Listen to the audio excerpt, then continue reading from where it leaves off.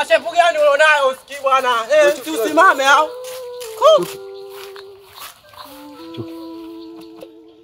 Chuki, mbona tunakuita toka kule?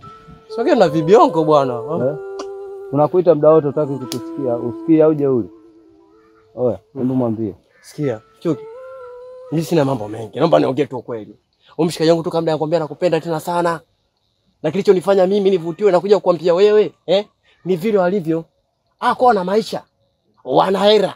Babake alikuwa ni mbunge pale diwani pale. Sawa, alikuwa ni mbunge diwani.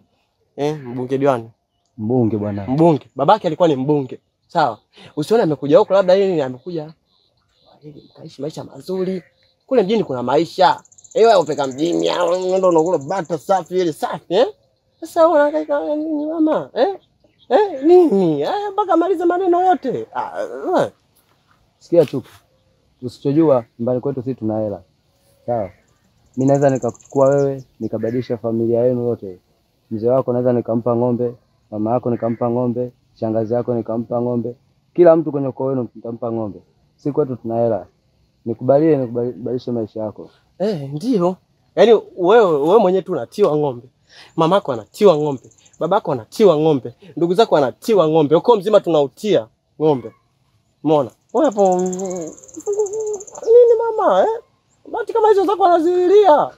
Acha hivyo tasubua gaga mshasiku pasikia madani.